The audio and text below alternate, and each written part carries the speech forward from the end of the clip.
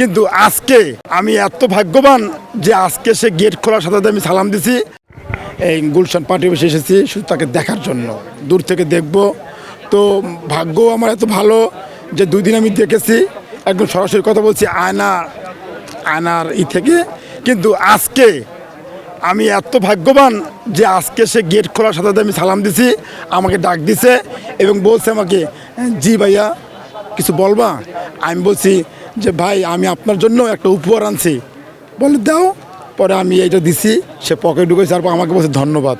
আমি বলছি, তখন বললাম তাকে যে ভাইয়া আপনার মতন লোকেরই প্রধানমন্ত্রী হিসাবে বাংলাদেশের মানুষ চায়, ইনশাল্লাহ আপনি হবেন প্রধানমন্ত্রী, এটা আমি বলছি।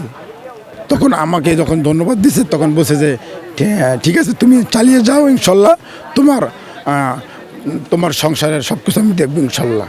এই বলে সে গেটের থেকে তার বডিগার্ডটা তাকে নিয়েছে, আমি তাকে তার সাথে সাথে আমি পিছিয়ে আইছি।